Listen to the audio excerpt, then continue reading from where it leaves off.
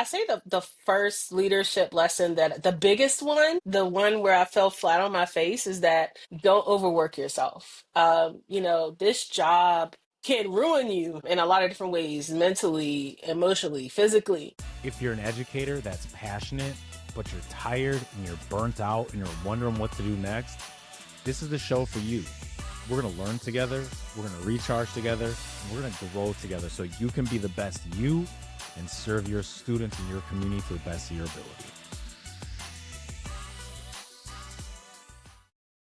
Welcome back to the Teachers Ed Podcast, the place where the best and brightest in education come to be inspired, to connect, to learn, and to grow. I'm your host, Edward DeShazer, and on today's episode, well, actually before that, make sure you subscribe on Apple Podcasts or Spotify. Make sure you hit that little thumbs up. If you're on YouTube, give it a comment, subscribe to the channel. All those important things that I have to make sure I do. Now let's get started. But today's guest is someone that I'm excited to bring on, someone I've got the opportunity to do some work alongside this summer, doing workshops. It is your neighborhood friendly, your friendly neighborhood principal. Neighborhood friendly principal. Your neighborhood friendly principal, Principal Mo. Ashley Moore is with us today. So I can't even call you Ashley. I don't even feel right. Principal Mo, it feels good to have you on. When I found out your name, I was like, who's Ashley? I looked around like, there's not an Ash. That's Mo. That's normal at this point. So I appreciate you for jumping on. So just to start, just tell the people that are tuning in and listening a little bit about yourself, what you do, where you're at, just so they know who you are and the work that you're doing. Okay. Hi, I'm your neighborhood friendly principal, Principal Mo, aka your AI bestie, aka Mo GPT. And I am a principal of a pre-K through 8 school. I have been at the school for the last 8 years, going into the ninth year of my principalship. Prior to that, I was an assistant principal for 4 years, and then prior to that, I taught special and general education through 12th grade. So, and I hail from the great state of Maryland. All right. So one of the things that I've learned spending time around Principal Mo is she is a dynamic leader. So I want to just kind of jump right in and talk leadership with you, because we'll have principals listening, we'll have superintendents, we have teachers. We're kind of all over the board with the audience.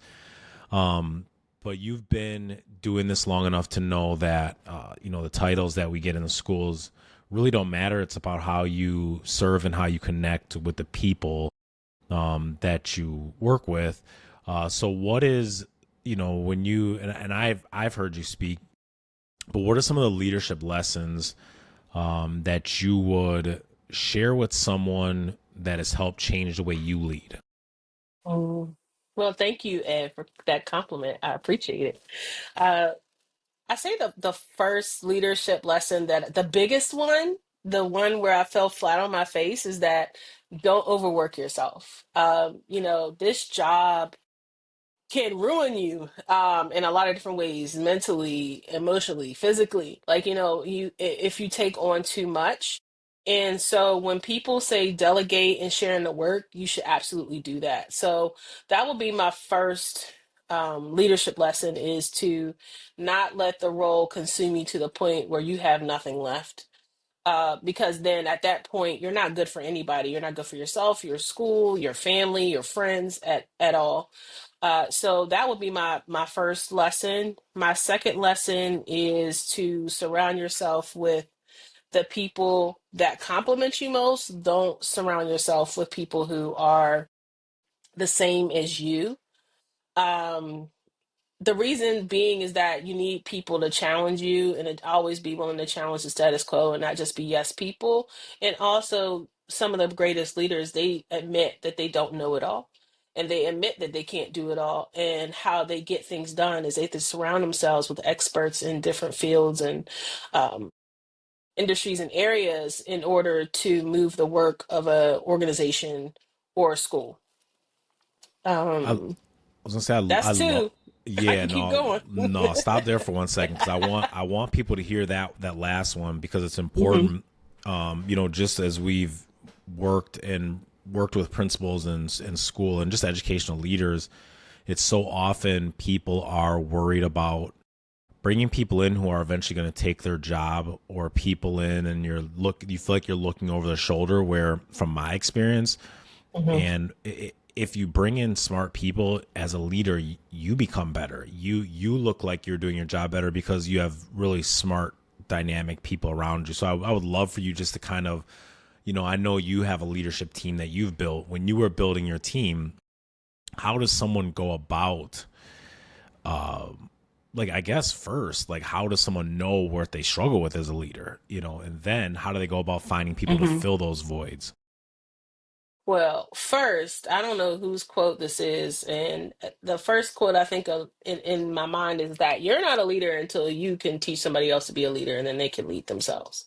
So the idea that somebody's going to come and try to take your job and you're going to like, build their capacity to the point where you're replaceable. That's the point. You can't do this forever. That's number one. And so it's your job as a leader to build the capacity of others around you. Point blank, period. But building a team is really important. So much so because, part of my journey is unique. I said I was a principal for 8 years now. 2 of those years, only 2 years I had an assistant principal. So a majority of my principalship, I've been a solo admin. So identifying teachers who were leading from their seats, meaning that they were taking on not just additional tasks, but just like really living and breathing and walking that mission and that vision of the school.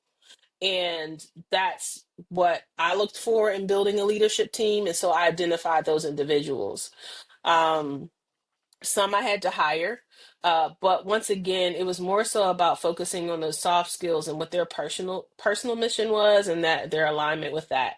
Because at the end of the day, it's my job to build capacity. So if there's some hard skills that they don't have, that's okay, because there's training, there's coaching, there's opportunities for people to gain and acquire those skills along the way. Um, Another thing that I looked for was just like talent opposite of mine. I'm a strong relator, and that could go very well for most things, but it can also be a huge blind spot. Hmm. But people who are just better with like, systems and operations, and then I was actually able to learn from them and then make better systems and operations for a school. um Also somebody who could just look at things more objectively, and could kind of like take and look that do that bird's eye view, because I'm such a visionary sometimes that I forget about the little small details along the way. That um, part. and so you got to keep people that just keep you on the ground, and so that's what my leadership team does, because I'll be like, I had this idea, and I'll be like, oh, but they keep me grounded, and they're just like, okay, that's great, but what about this, and this. So they help keep me in line, because sometimes being a visionary is great, but if you can't execute the vision, then Yep. you're just a dreamer Yep. I at always say that a, point. a room full of dreamers ain't gonna do nothing but dream. Like, you need Hmm. people that can go out and do and push the dream and bring the dream to life. Right. You said you were looking for teachers that lead from their seat. A teacher that's listening. What are some of the things? And I know some people are like just volunteering, and like, what are some of the things as you were finding and empowering teachers in your school? If there's a teacher Hmm. that's listening, like, what are some of the things that stood out to you as like that person's ready to take on more? For those teachers that are looking to, get into administration, get into, a district position, or get into leadership in a school, what are some of the characteristics for you that stood out? I know you had Hmm. talked about some of the soft skills, but do you have any specific examples that you could give to a teacher that's listening that wants to get into leadership? Yes. So I'll give you an example that just happened today, and this is what helped me up from getting to this podcast today. So, so I had two teachers. They actually came to me, and they said, we reflected on last year. We saw what happened. We want to improve in these areas. They had a plan created already, solutions to bring to the table. They had identified the issues, and then they had key questions for me, and then they had key questions for me, and then how to move forward with the work. And so then we were able to have, some impromptu but very productive conversation about not just wallowing in the past of what happened, or just harping on what didn't happen, what did happen. They were solutions oriented. They developed a plan that addressed those issues. So they were able to diagnose the problem, prescribe the solutions to the problem, and then be willing to come to the table, be brave enough, number one, to come to their leader and say, these are some of the problems and issues that we identified, and this is how we plan to solve them. Um, and then ask for permission to move forward. So just taking that initiative is one big thing, and not just taking on tasks, but taking on initiatives where you are helping bring that mission and that vision to life, Yeah. and being solutions oriented. That's the biggest thing, like staying above like the crap of school, like because it's really Yeah. easy to fall into the teachers lounge crowd where it's just like people that complain, but then the people who are actually solutions oriented and that can live above the fray, so to speak, those that's really truly leading from the seat, is not Yeah. falling into that gossip, and the rigmarole of just like, not being satisfied. Yeah. I always say I hate complaints. I love concerns, because Hmm. complaints are just like, I just need to dump this somewhere, where concerns are like, I need to get this out, but then let's figure out how to solve it. So, I love hearing that, because I feel the same way. It's like, from their perspective, if you can not only bring the concern, but then also how it can best be suited, it makes my job easier. Because if you bring Hmm. it to me and I don't know, I'm going to solve it the way I think it should be solved, which may not be the best for a principal, or for a principal, or for a teacher, or someone else in the building, but I'm going to do what I think is best. And then they come back and like, well, that actually wasn't the best. Well, then it's like, well, if you knew it was the best, bring it to the table from the jump, and we can work together, and do that. So I'm the same way. It's like, I'm looking for people that are problem solvers. Bring me the solution after you've identified the problem, and let's work together to make sure it's the best solution for everyone. Versus, here's the problem, and I just want to give you the problem, then you just leave. And then the same, those would be the same people in teacher lounge complaining when nothing happens. Well, it's like, you can be a part of the solution. If you have all these concerns, like, what do you think is a solution? Let's bring something to the table. So now, as a staff, we can, or as a leadership, we can discuss, we can share, we have multiple perspectives, which is always valuable in schools, because there's so many different perspectives, from a classroom, from an office, leadership. There's different ways you can look at it. And if it's just coming out of your office, you may miss a lot of other people's point of views, which is important. Right. Yeah, absolutely right. And then if you're the one that's solving all the problems, most likely the problems are not getting solved. That's Yep. something that I've learned along the way. You can't be the sole problem solver, because then you become the parent of the building. You become the mom, the dad, and as opposed to, somebody that provides like leadership and guidance. And what is an emergency for someone is not an emergency for you. Right. So it's, they, to them, it's like, this needs to be solved now. But to you, you could be dealing with a parent, you could be dealing with something else that's more pressing. Hmm. And like, that's going to come before whatever is going on in your classroom. So then that's a challenge and a struggle for some people, because everyone thinks their problems are the most important problems. But as a school leader, you have to see things from that 20,000-foot level, and you can see all of the problems, and you have to identify which one you can address first. But if people are bringing those solutions, it makes it a lot easier for their problems to get addressed. And you had said this at in your workshop. Some of the staff just need you to give them a yes. So coming up Yep. with what type of programming, what type of clubs, whatever it is that a teacher or one of your staff members wants to do, put together the blueprint, put together the game plan, and bring it to your principal and say, hey, I have a great idea. This is how we're going to implement it. This is what it's going to take. And then a lot of times, as a school leader, I love stuff like that, because I can just be like, run with it and let them go and take it. And now they're growing, but it's also benefiting the school as well. And I think that Yes. gets missed a lot when it comes to schools, because I mean, people are busy, worrying about what they have to worry about, that at times, they have ideas, and at some schools those ideas just get shut down pretty quick because Yep, of how how the structure of the leadership is too. So for sure. what is so going into, let me see where we're at, make sure we're so good. So what when you one of the things that when I heard you speak that I really appreciated is you were just very very real and authentic. And I think in education is probably true in most industries, but in education that I think is missing for a lot of people. But I love that you really pride yourself on that. Where did that leadership style come from for you versus doing what, I don't know about the leader in front of you or the leader in front of them, but where did that leadership style come for you as a school leader? So I keep saying I always refer to like the year 2022. It's the year that I wanted to quit. It's the year that I fell flat on my face. It was like one of the biggest failures of like my career. And so I think that's where it really started, is that I had to look at what I was doing, and it wasn't working. Um, but then I also realized I wasn't happy because I was trying to be and do what people wanted me to do, or what I thought was what people wanted me to do, or how you wanted me to look, or how you wanted me to present myself. So from there it was just like, I decided to show more of myself and more of my authenticity in my leadership.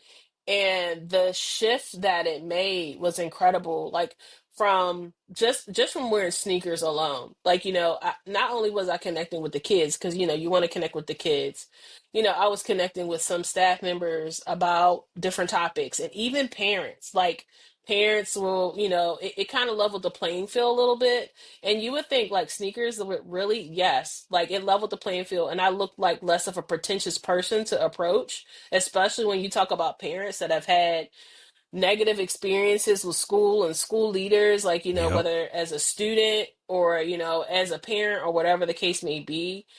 It made me that much more approachable. And I was able to build even stronger relationships with some of my families. Um, and I think that's something that my parents appreciate, is that, I'm very honest. Like, I've always been an honest person, but like being like just more authentic and just being extremely honest is something my parents do appreciate. There's actually like feedback that I've gotten. They're like, good, better, and different. She's always going to tell us the truth. And so then that establishes that trusting relationship with my families. They look at me as a co-parent now. They're like, I'm allowing my child to go to your school. This is a co-parenting relationship. So when they're with you, your mom or whoever, um, you're the guardian, and I trust you to be that. And that's something I don't take lightly. But I think that's where it really changed for me, was at that turning point with just not being happy with who I was, um and really making that shift for me to be what I wanted to be and be happy. Can you, I ain't trying to get all in your business or have all these folks in your business.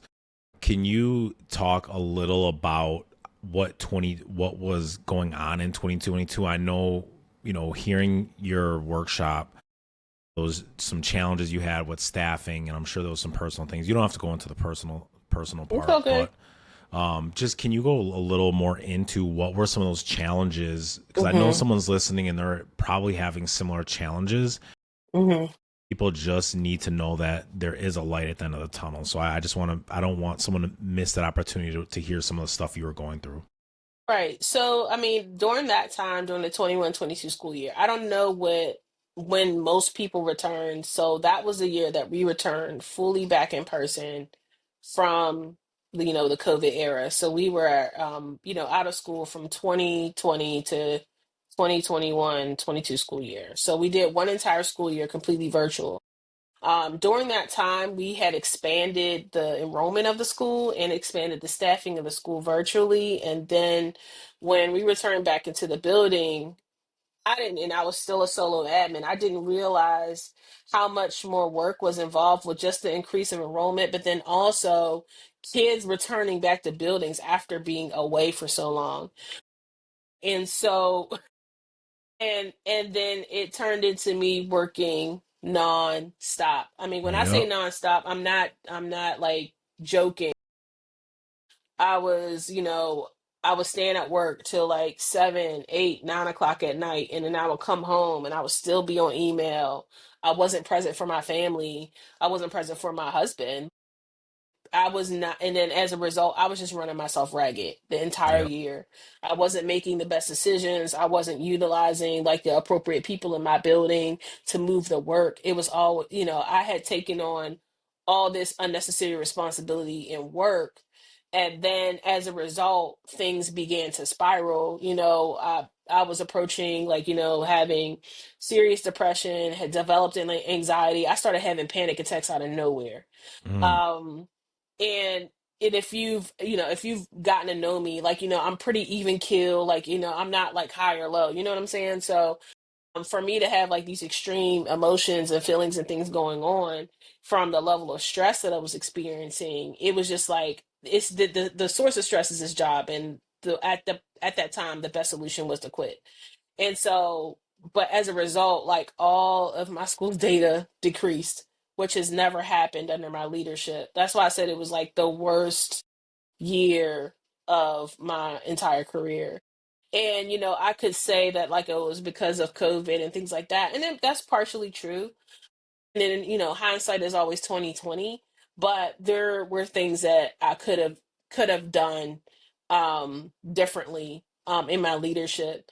And there were some decisions that I could have, better made. But I didn't. And so that's what happened as a result. Like I was just losing sight and touch of everything. Like, the one thing that I was putting the most time in, which was school, that was sucking. And then at home, I wasn't present. So it was just like, well, what am I doing? So, um, so what I did to dig myself out of that is that, I'm a big advocate for mental health and, for therapy. And like, I talk to all of my staff members and anybody I could talk to about therapy. And so um I had stopped going to therapy, so I had restarted going to therapy again. And then from there we developed like a plan to put in place where I was taking better care of myself. And then the other thing that I had to do, which I think was also another true turning point for me, is that I had to admit all of this in front of my staff. They had to understand what was going on, where I was coming from, um, and and not to get any sympathy from them, but for them to really understand, like, this is where all this is happening. And so when I say vulnerability is a strength, and that is at that point, that's when I realized that I should have been vulnerable and honest all along. And then because at that point, my staff members who were there, they rallied around me. Yep. They made sure that like now I was good, and they were like, "Well, I can do this to help. I could do this to help. I could do these things. We just figured you got it and you were okay. We didn't realize it was getting this bad." And I think I just underestimated them in a lot of ways, which wasn't fair to them. um, so yeah, I mean that's what happened. It was probably the best now, like, looking back on that, I mean, you have to fail to fly. And so that was that point of failure that I experienced that I never want to experience again. But I learned so much from it that it has completely changed, like, how I lead, how I look at my staff, using vulnerability, like, because, before leaders, it's like, you couldn't show emotion. You couldn't, Yep. admit that you were wrong or that you were in a bad place. Like, that was just information only for you and you only, because it is lonely. So that's essentially what occurred. But from there, like, my therapist and I, we developed a plan, like, to get myself back on track and to really evaluate if I needed to, like, if I really needed to not be in this role anymore. um that took a lot of soul searching, but and also just talking to like my family, like I decided to stay. And then I talked to everybody about what that's going to look like for me going forward. And so some things were just like boundaries, like, I'm not sending any emails after 5 o'clock.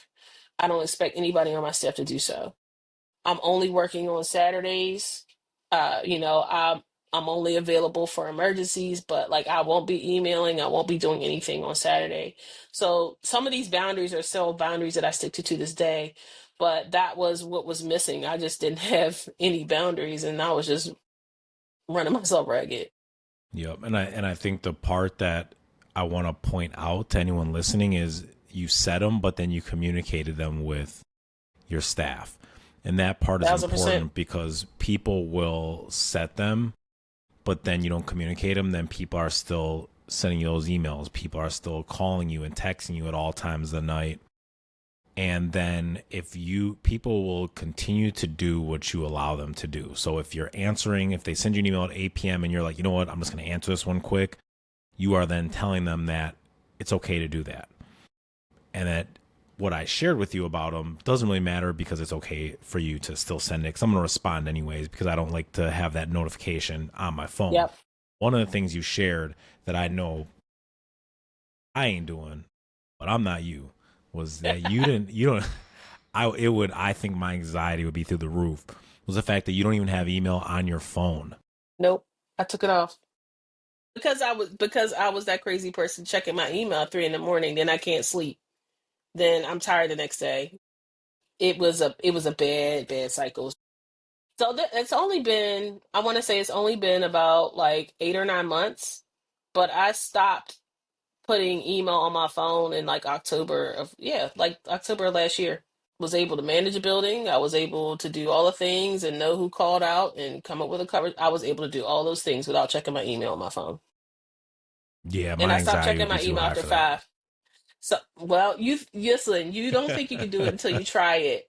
So, yeah, but I mean, it's life changing. It really is. Like, and then you just have to make sure and be intentional about when you are checking your email. But once Yep. people know that you're not as accessible in that way, they don't try to contact you. Yep. And And if and the they thing do, that they people know it's a true emergency.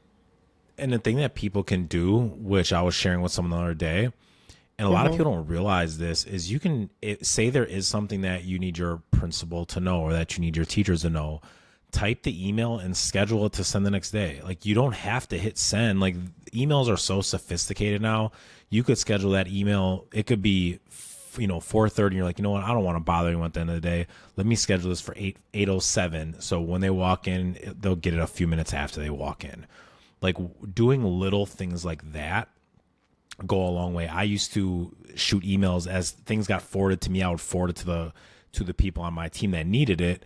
And then maybe like 7 or 8 months ago, I started to realize, why am I sending this? Because then they're responding just like, hey, I got the email, and I'm like, Hmm. I don't want the response.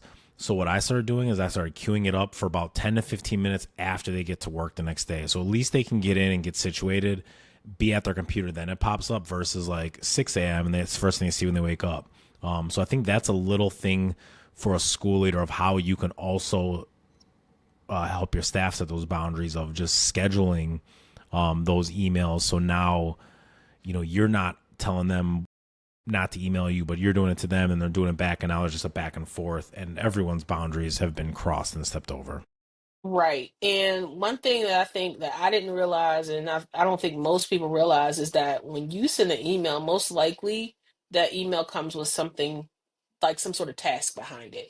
And so what happens is that when you're emailing a teacher and you're emailing them 5 and 6 things, then that's 5 or 6 more things that they had to do than before. And and then most likely, and so that's what some of my teachers were doing, which is why I stopped emailing after 5, is that they would see me send something and they would get on it right away because they wanted to get it done. And then I'm perpetuating this cycle of, poor work-life balance. Like I'm like, if Yep. you choose to work on your time, that's your choice. I don't want to be the one that imposes that on you. Yep. So, Yeah. And speaking of getting it done, we got to wrap up. And what I want to do before we jump off, I want to do a rapid fire this or that. Lord. So nothing crazy. I'm gonna take it easy on you this time. Next time you come on, I may make it Okay. more challenging. First one: would you rather have a staff meeting or a student assembly? Student assembly. Would you rather have a vacation in the city or a vacation on the beach? Beach. Would you rather have a pep rally or would you rather have peace and quiet? Pep rally. Would you rather have parents just visiting or parents that are in the classroom? Parents in the classroom. Temptations or Boys to Men? Boys to men. Boys to Men. Uh, Biggie or Tupac? Biggie. Best era of music all time. Oh, don't make me choose that. Mo's Oh Mo's a God. DJ too. For those that don't know, she didn't tell that, but Mo's a Okay, DJ. so That's why I if had some music I got questions. two. I got two. So if I wasn't alive for this time, I'm gonna do one if I were alive, and then one that I actually experienced. If the one of what if I wasn't alive, there was disco, like the disco era that transitioned into hip hop. Okay. I wasn't alive for that. I wasn't around. The second one, and this is something that I challenge you to look up. The best music was released between the years of 1996 and 1999. I'm not debating that Every because every best album, best song, songs we still hear played to this day came out during those years. Best music era.